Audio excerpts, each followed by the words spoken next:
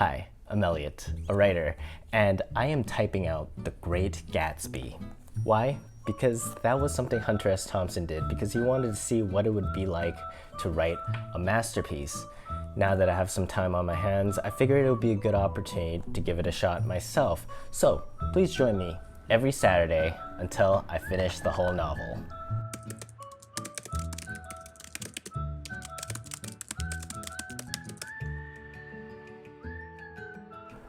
All right, everybody, welcome back to another episode of Typing Out The Great Gatsby with me, Elliot Chan. I just want to start off this episode, this show, by saying thank you to everybody who has supported me on this journey so far. We have a long way to go, but I just look back at all we've done, all we've accomplished, and that goes for this entire channel. If you've ever seen any of my videos, if you liked, commented, or subscribed, thank you.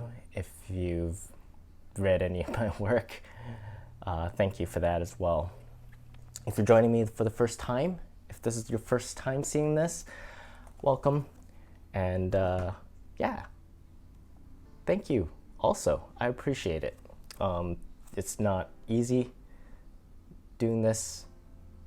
It's not hard either. It's not like the hardest thing to do. It's not like I'm risking my life or endangering my family. This is not the mafia. I'm not taking extraordinary risk. I'm not really standing up for some radical cause and putting my reputation on the line in any significant way. I'm really just typing out The Great Gatsby. But I don't know, I kind of lost my train of thought there. And that's okay, because this is, in the grand scheme of things, this is not that important. This is just us spending time together. It's like hanging out with your friends. Yeah, and that's how I try to think about it now, is less of, I need to do a really good job, as opposed to just, hey, let's hang out, let's chill for a bit, let's see if we'll say anything interesting or discover anything of value through this whole process, and less of, oh, this needs to be really good, this needs to be super impressive. Not everything needs to be super impressive, because what does that even mean anyways?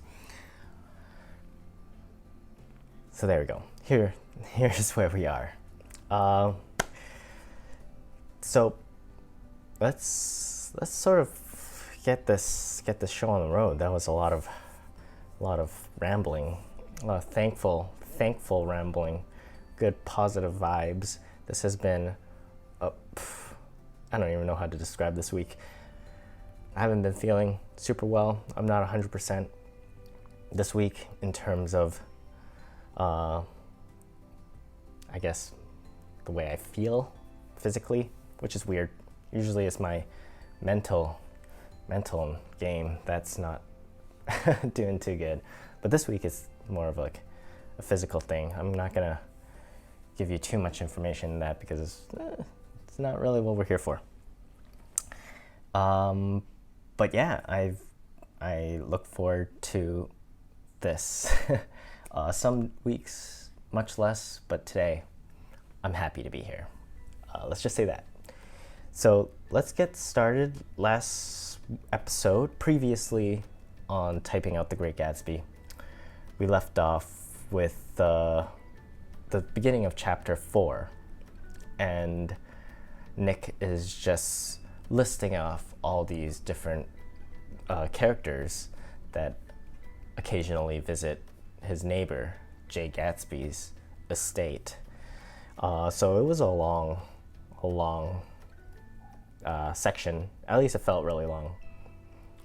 And yeah, it felt really long. I'll just leave it at that. Hopefully more will happen here. And last week I said that I wanted to look for words that I don't know, new vocabulary words. So I found so far that Fitzgerald uses a lot of like scientific words to describe non-scientific things. If you watched some of the previous episode, you would have seen me highlight some of them and search it up, and it was like, I don't know, like light rays. I don't remember, but it's like scientific term for like machines and different things. So we'll see if there's any of that today, and we'll look at the meaning of them. Otherwise, let's just try to get through this. All right, let's start.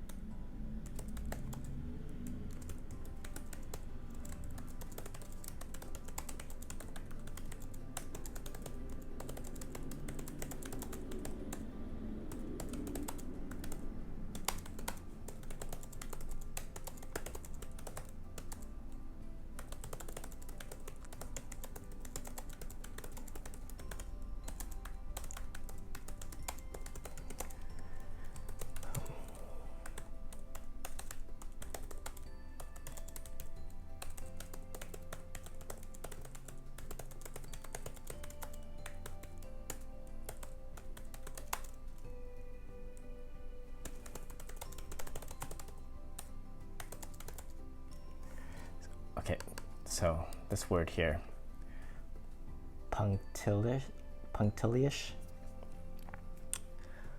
We might as well do this.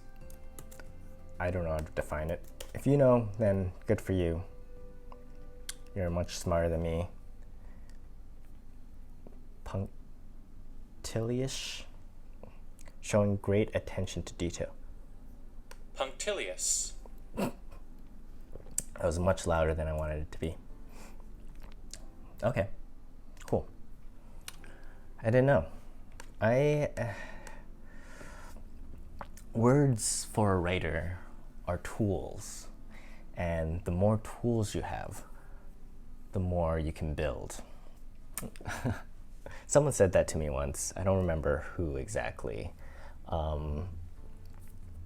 but I believe in that, and I sometimes feel like with how do I put this? That I've almost sometimes reached the limit of how good I can be if I don't learn new words. So this is a good thing to do. I also let me just finish this sentence. It's like one word away. I also feel like learning words is actually really, it's a slow process, especially for new words, because we probably use the same like 1,000 words over and over again, and we don't notice. And to actually add in a new word, you have to, first of all, understand how to like pronounce it and say it and use it in the form of a sentence. you also need to know what it means, so you're using it properly. You don't want to just like open a thesaurus and just like select another word to go with it, because that doesn't work sometimes. That's like a very like an elementary school way of writing, and you end up writing a sentence that doesn't make sense just because you're using all these different synonyms that aren't exactly what you're trying to communicate. You just want to use like a bigger word. So the way it was taught to me to learn new words is to actually use them as much as possible. Just keep adding it into your normal everyday life, and slowly it becomes like knowledge is not like a flick of a switch, it's more of like a dimmer. So gradually you actually begin to understand how to use it. And so that's what we're doing here. So a word like punctilious, a word that I don't use in day-to-day life, now I've started the process of actually pushing up the switch, this dimmer switch. My dimmer switch is an up-down switch. So I know some are like turny switch, but the way I'm seeing my switch is like I'm moving it up, because I think that is the actual switch I have. I don't know if I have a dimmer. I do actually have a dimmer. I'm so off track at the moment, but that is kind of the idea of what I'm doing here, is just actually having the knowledge that this word exists is not understanding the word. It's like the first step to learning it, to actually having it become a part of your toolkit. Punctilious. I already forgot what it actually means. I'll look it up again later. That's why we're recording all this, so I can reference it later and not have it lost in the sands of time. So often also, like when you're in class and you're not taking notes, it's like everything's gone. It's gone. What a waste of an hour. So that's why I also think it's important to access the technology that we have. Like I'm typing on a computer, recording with a camera. These are all things that help. These are all things Albert Einstein didn't have.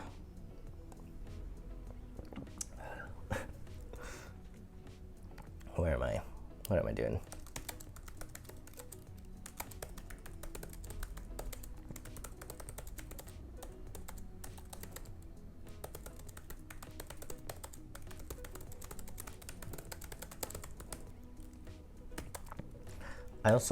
It's probably also worth mentioning that I know me doing all this might seem like, Elliot is such a good, diligent student. He must have been such a good student in school. That is actually not true. I've been doing a bit of reflecting, writing some stories about my time in elementary school, and I just realized how poor of a student I was. The fact that I'm doing something like this, it's kind of like really strange. If the 5th grade me could have imagined what like the 31-year-old me would be doing with his time here, I think he would be disappointed. But who cares what that person think? That guy was an idiot.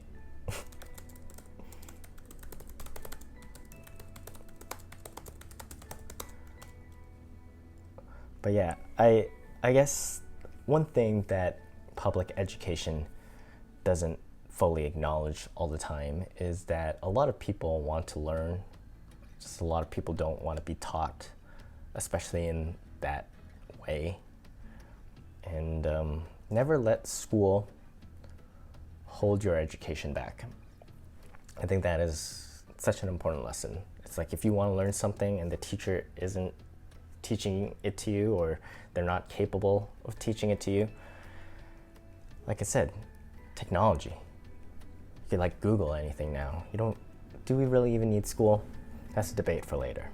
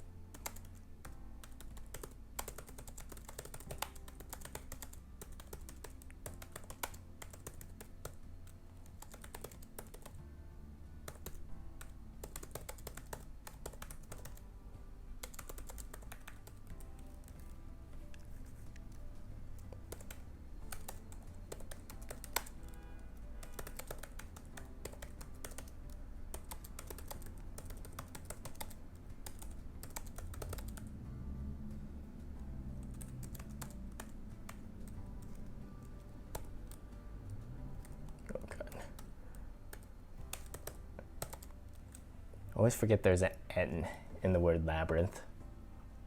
Labyrinth. It's a hard word to say.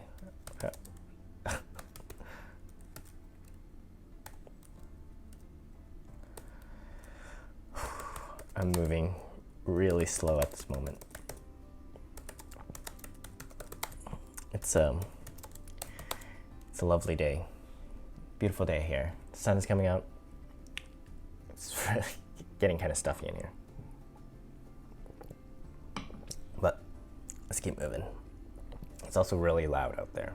So the door is closed.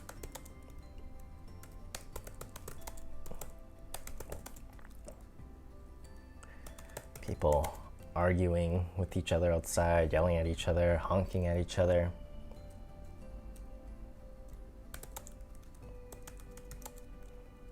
It's such a sad world.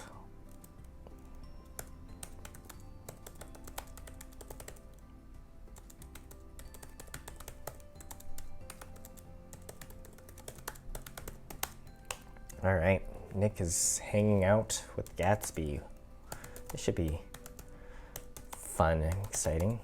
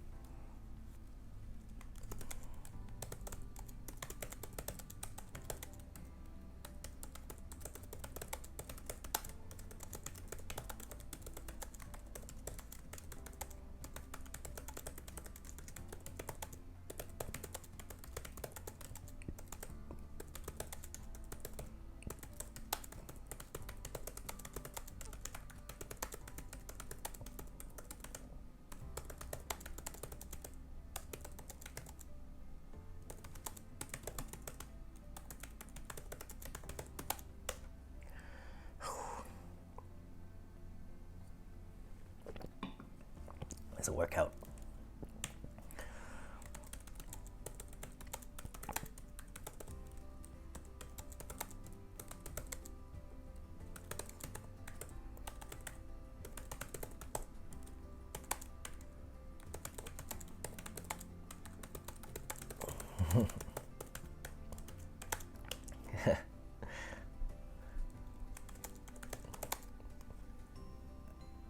That's that's just a fun way to ever just ask someone what their opinion of you is.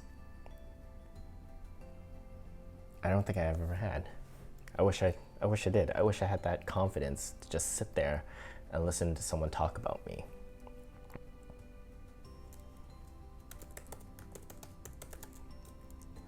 Generally, I assume they'll say nice things.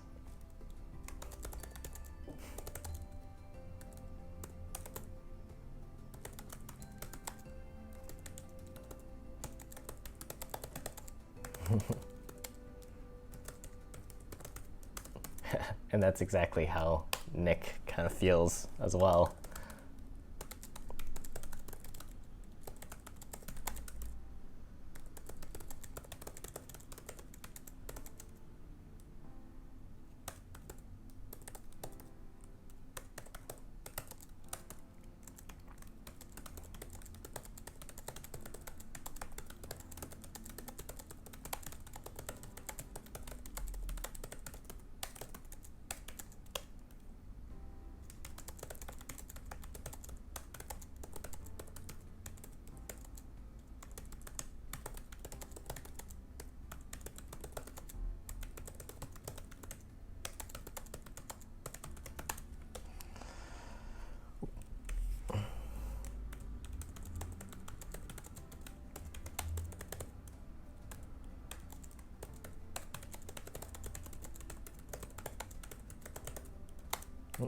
All right, there you go. Page and a half. Done. Let's keep this going.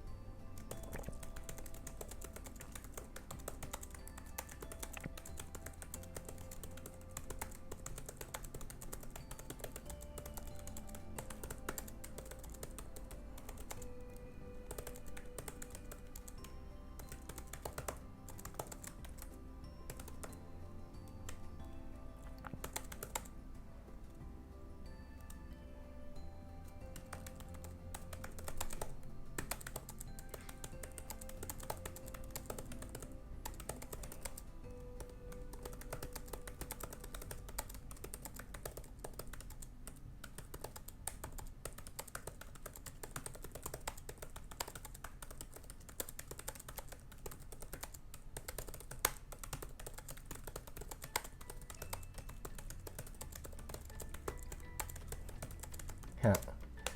So Nick thinks that he's lying.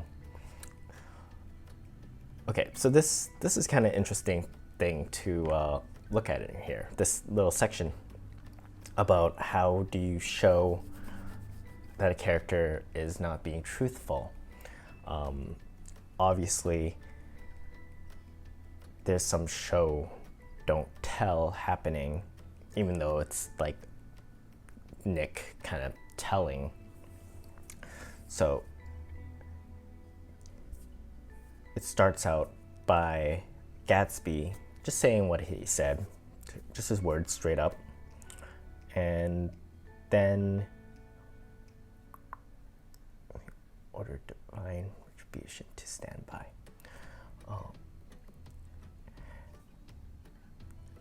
So then he analyzes one specific part of it to see that is the part that that's the tell, right? If someone's lying, they usually have a tell.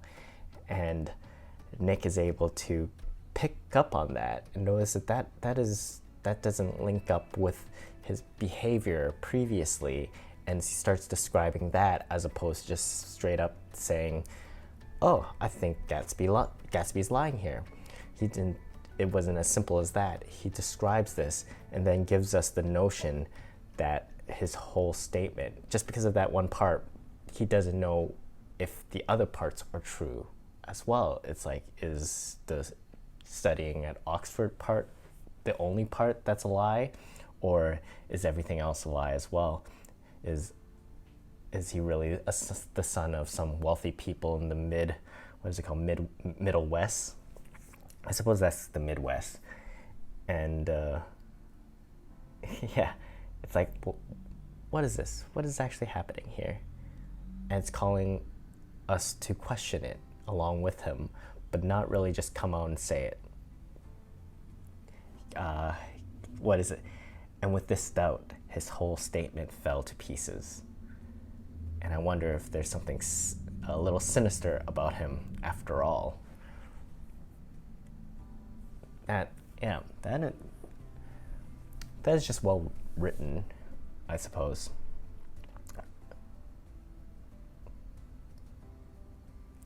That's all I have to say. That's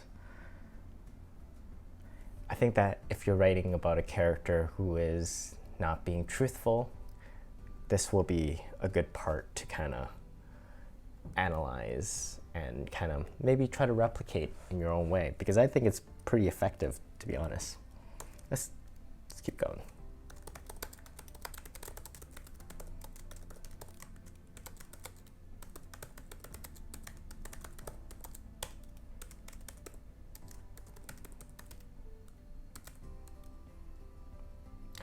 I see. Middle West, not Midwest. Like the middle part of the West Coast.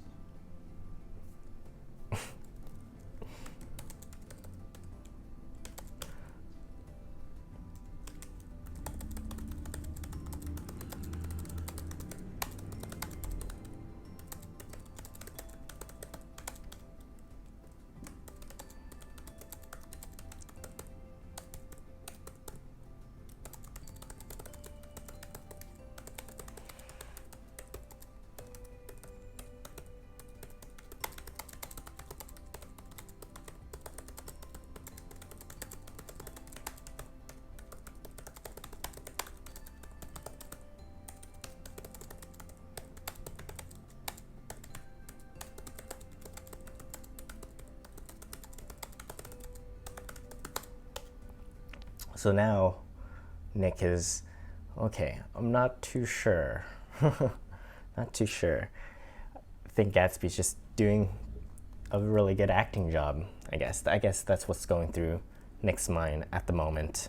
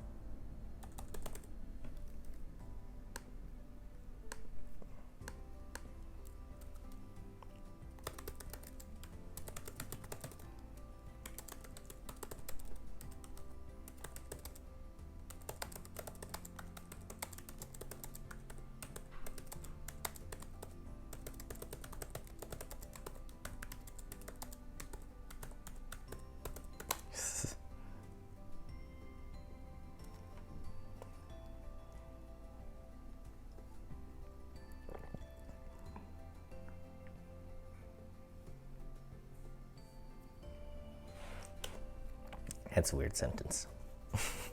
I don't really get it. Maybe it's like a reference to something historical, but I'm not gonna look into it right now.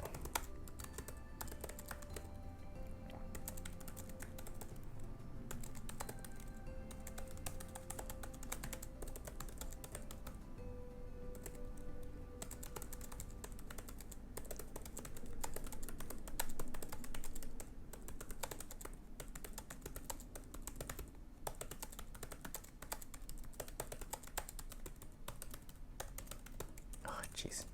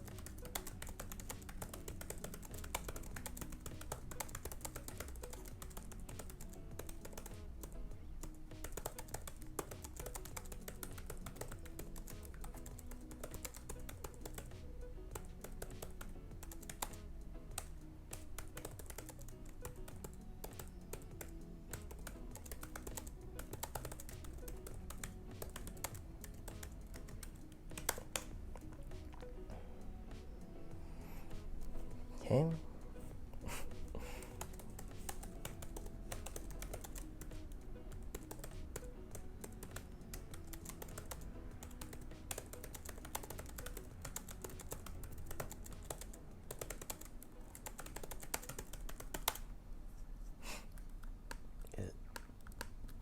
Jeez. Oh no. Okay.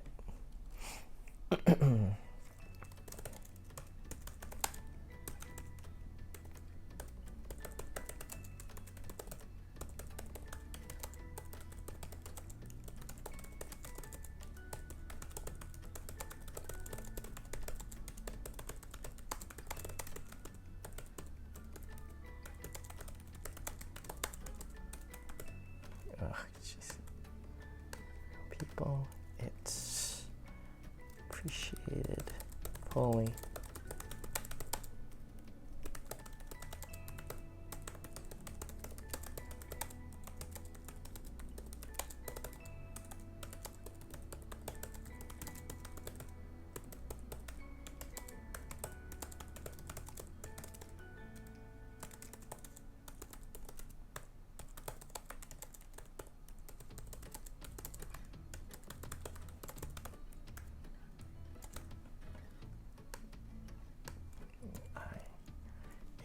Appreciated fully. No, that's right. Was like skim.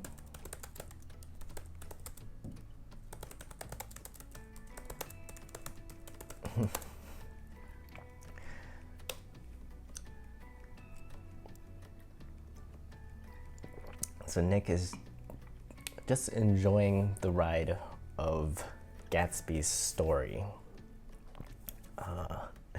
He doesn't even care if he's being lied to at this moment. He's just so enthralled by this character, you know? It's like, I don't, whatever. Lie or not, tell me, you know? Sometimes people are like that. Okay, so I think this is a good time to do our Fitzgerald fun fact. Every episode, I do a little bit of research.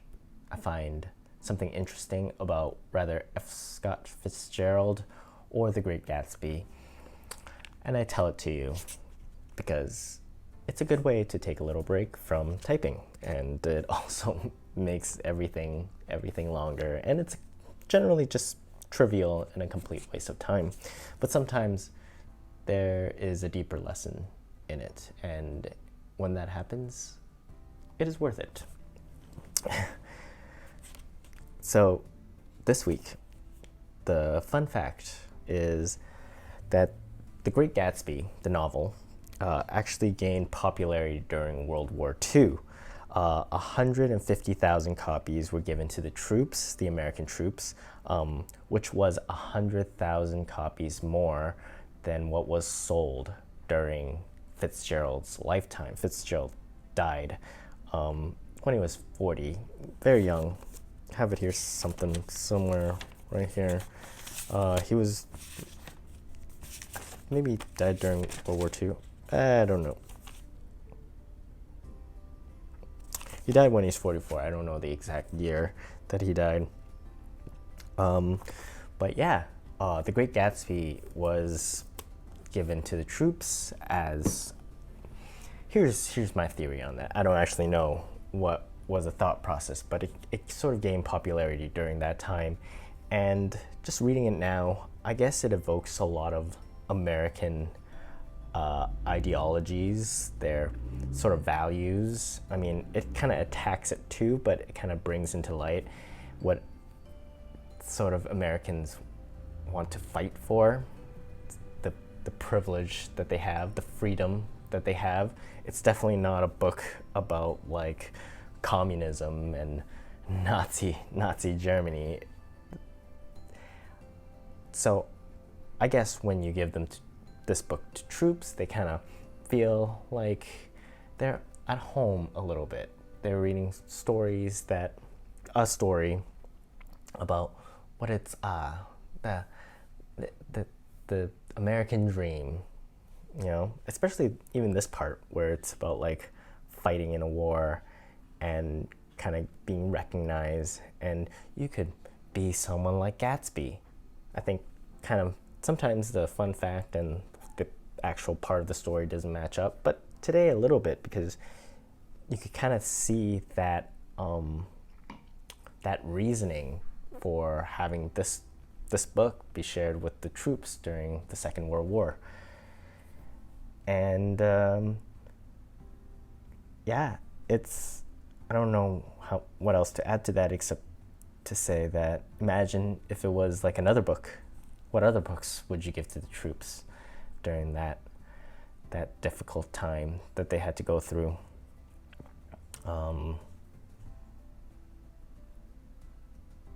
I don't know. I guess another good thing about this book for soldiers is that it's actually quite small. It's quite compact. You could actually carry it around in your back pocket.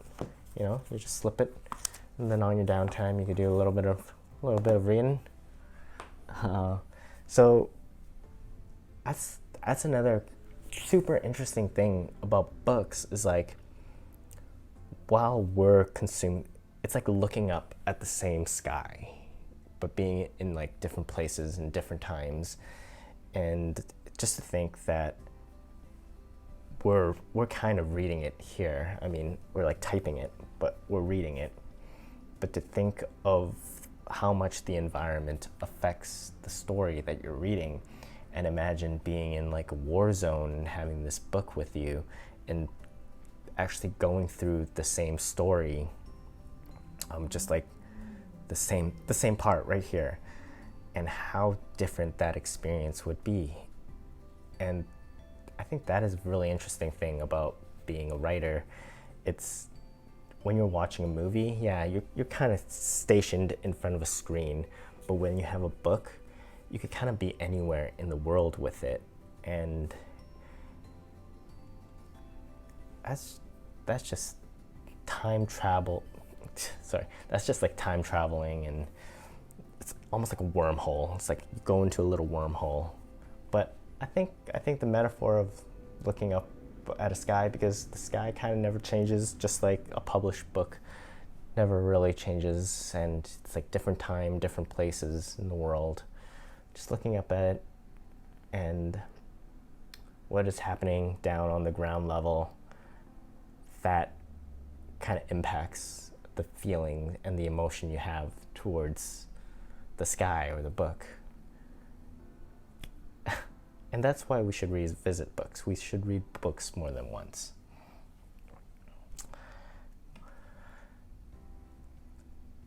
Let's just get back into it.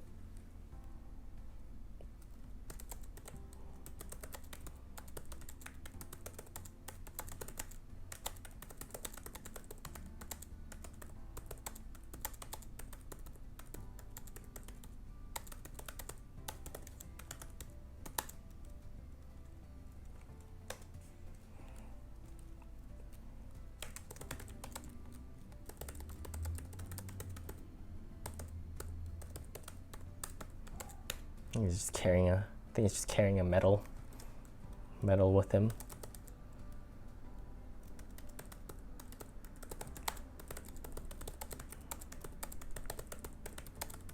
Almost as proof of of the story he's telling. It's yeah, I think that's an important part. So now we're kind of going through this labyrinth of truth or false. It's like we don't actually know what part of his story to believe in. I think it's an interesting scene. A lot of subtext in it.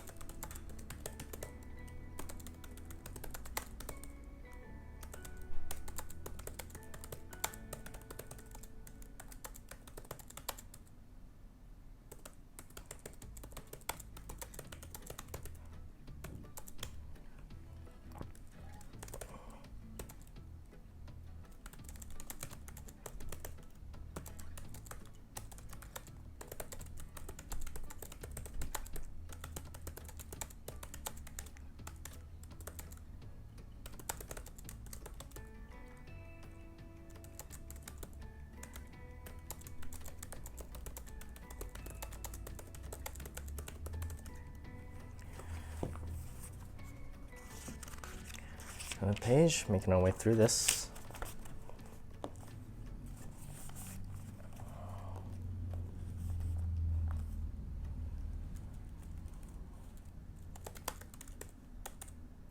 Yes.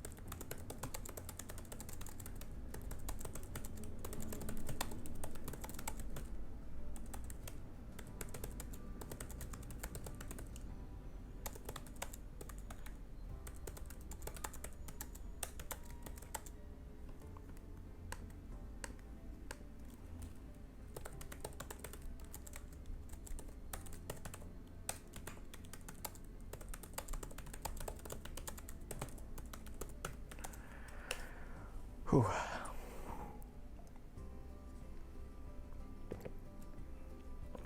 Okay.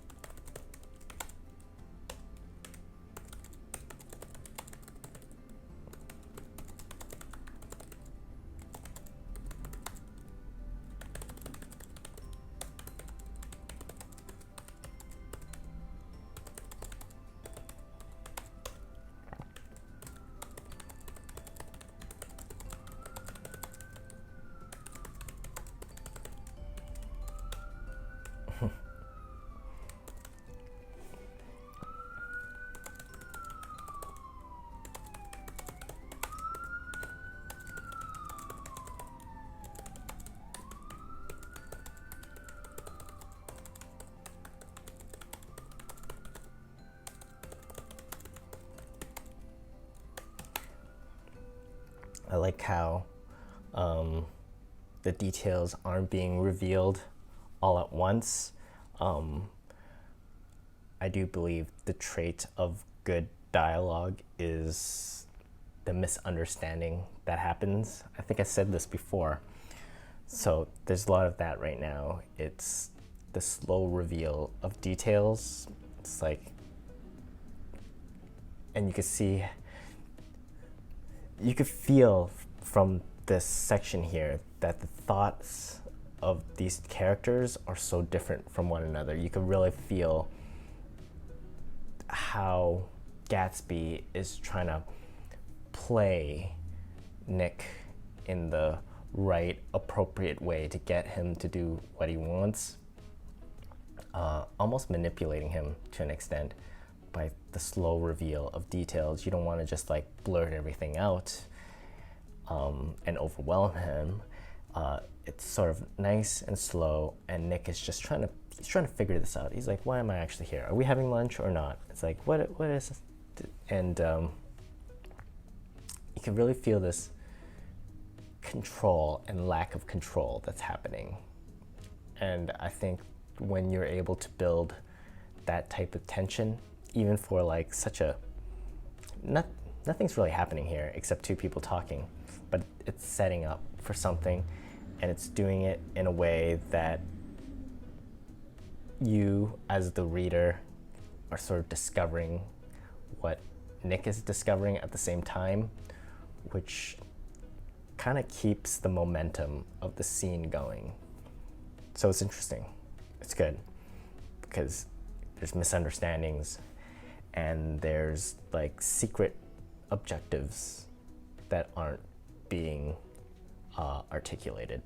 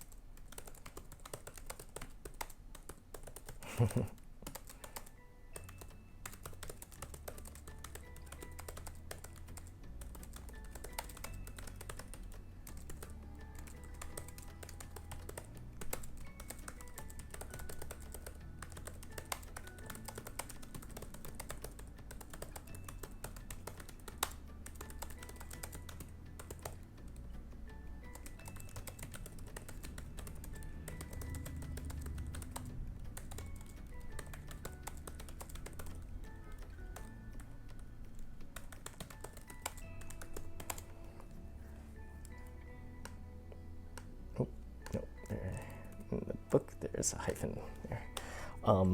So yeah, Nick is just, understandably, I would be pretty annoyed too if I just got dragged into someone else's like business and someone claims I invited someone to tea, which I would never do. I'll be like, yeah, wait, what is going on? What is happening? I don't want anything to do with any of this. I don't want trouble. I don't want trouble. Okay, I feel like this is a good part to do another regular segment of this show, which is me timing myself how many words I can type out in a minute. This is just a fun challenge that I've been doing.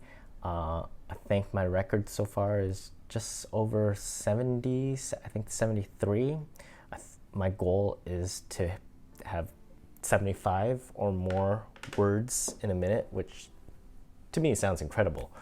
But apparently stenographers, who are the people who type in like courtrooms, they do like 200 words a minute, which just like, do people even speak that fast? It takes longer to say something than it does to type something.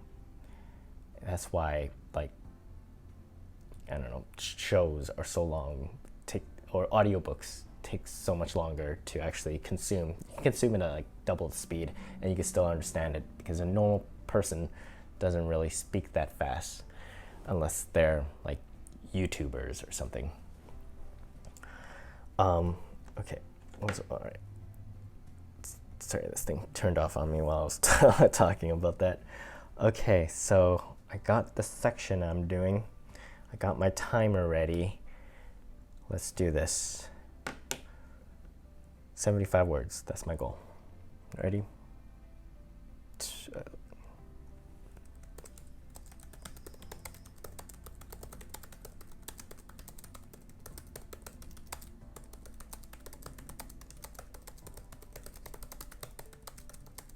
Oh, jeez.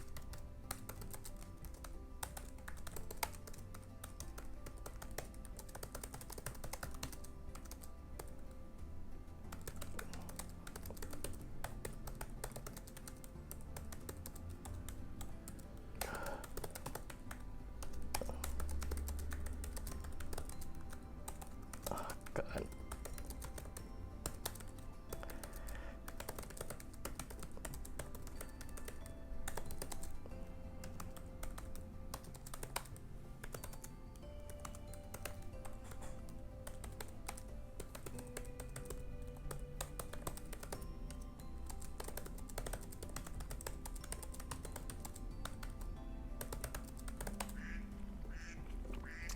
That was pretty good. That was honestly better than I thought it would be, because I was messing up. Undeserted. If just want to check that that's spelt the way it's spelt here.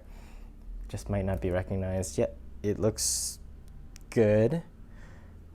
All right, let's see. I don't think I messed up anything else. That was actually a lot better than I thought. But 51. Well, it was not actually better. It's actually not that good. I felt pretty good. I got through it, and most of the stuff is correct, but the slip-ups. There were definitely a lot of slip-ups while typing that. And 51, that's not bad, but it's so far from my goal that I feel a little ashamed that I even felt good for like 3 seconds. Sorry, it's police car, ambulance driving by. All right, let's finish this up. Then we could call it a day. Actually, I'm just gonna. I'll get to wherever I get to.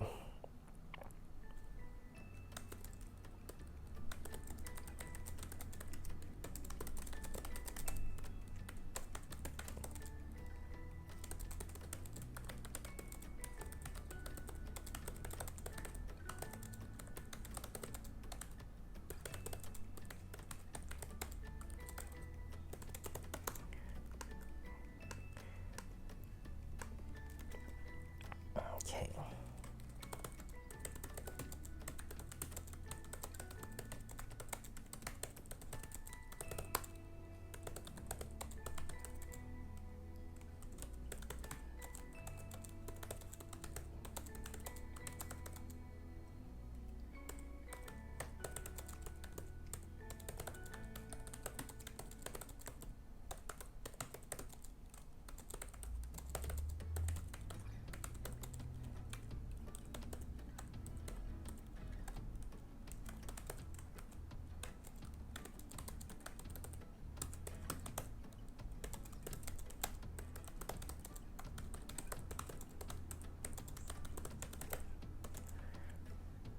Onomatopoeias. I don't use them that often, and I don't read them that often as well, but Jug Jug Splat, that's a good one. That's a fun one.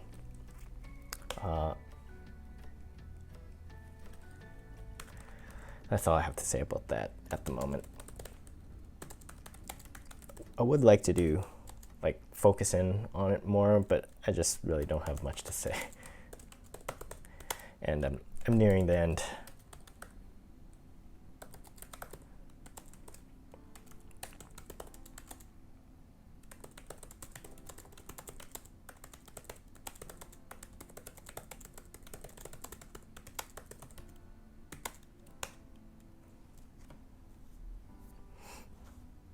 Oh, I guess he got pulled over. Let's finish this section. I feel like we could do this. Let's just.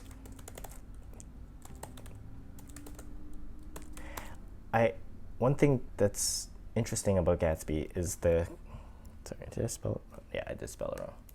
Is that he has the confidence to just not tell you exactly what's happening.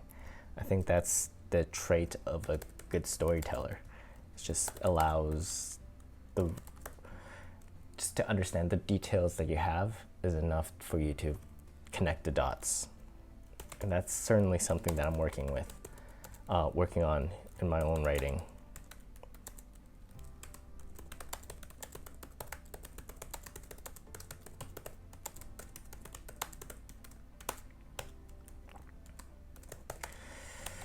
White guys and dealing with the police, am I right? It's bullshit.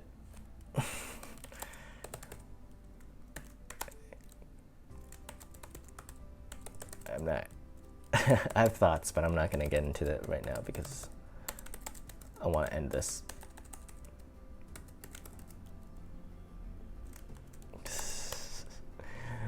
Nick is being funny. He's also being funny. This is like a strange scenario. Like, he's obviously not super happy, and I like how he's poking fun at Gatsby.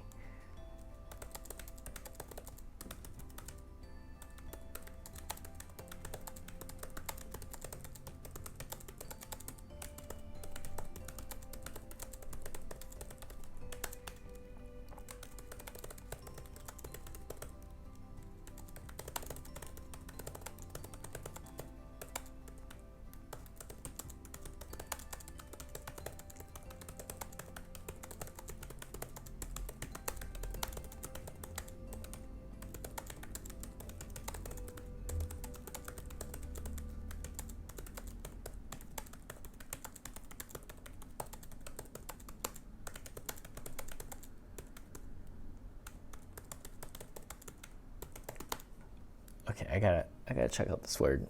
No, olfactory. It's just one word here. An organ or nerve concerned with the sense of smell. Non-olfactory. Oh, no. Oh. Olfactory glands.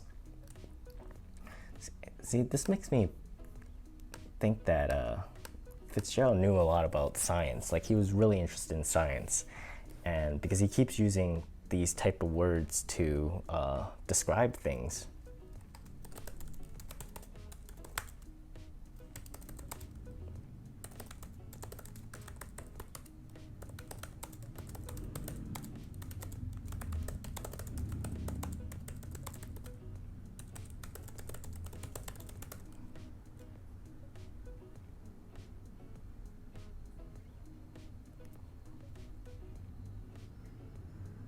But what does it mean? What does non-olfactory mean in the sense? It's so strangely used. I don't fully understand it. Maybe it's me. If you know, if you feel like you understand that sentence, please explain it to me. I don't really have. I just need to finish this.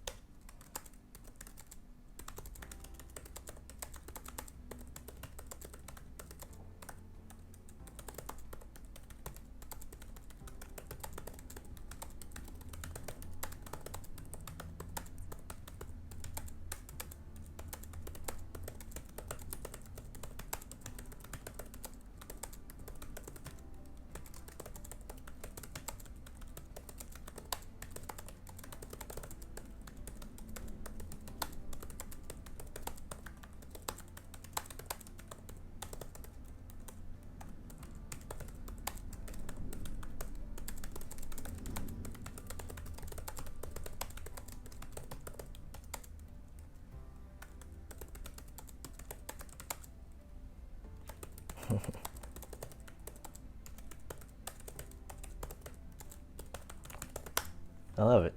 Nick is like a wise guy.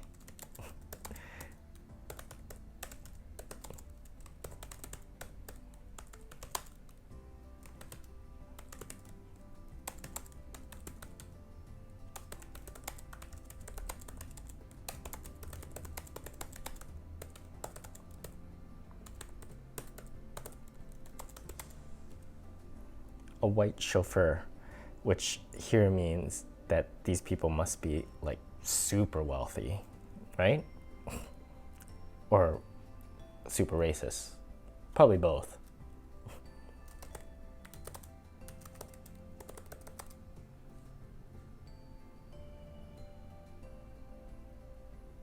I don't know what is happening here. Moodish. I don't really know this word now. Why are all these coming at the end here?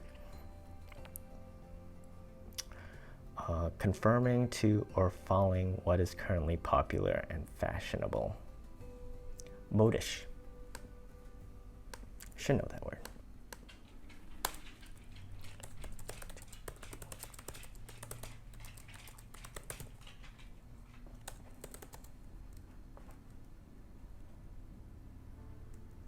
Looks and a girl. Loud as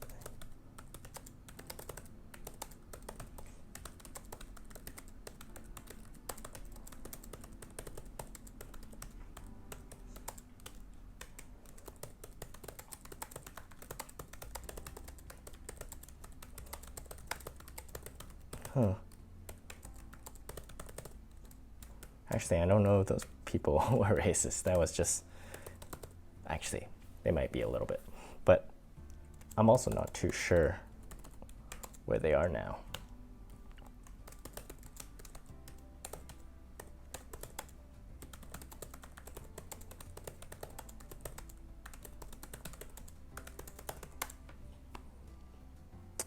Anything could happen now that we've slid over this bridge. I thought anything at all.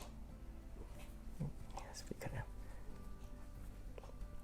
All right, that seems like a fine place to stop.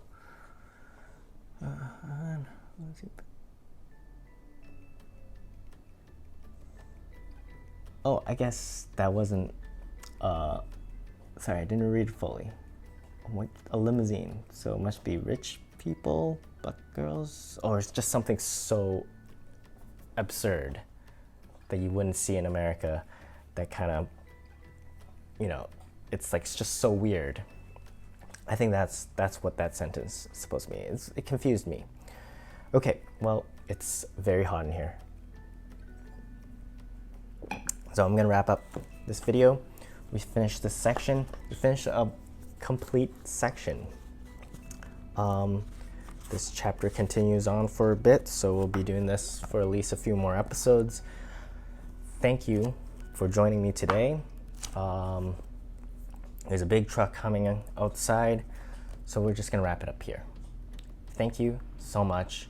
Once again, if you're watching this, I appreciate all the support that you have given just by being here. And yeah, I'll see you next week when we continue chapter 4 and see what misadventures these two riffraffs get into. All right, I'll see you soon.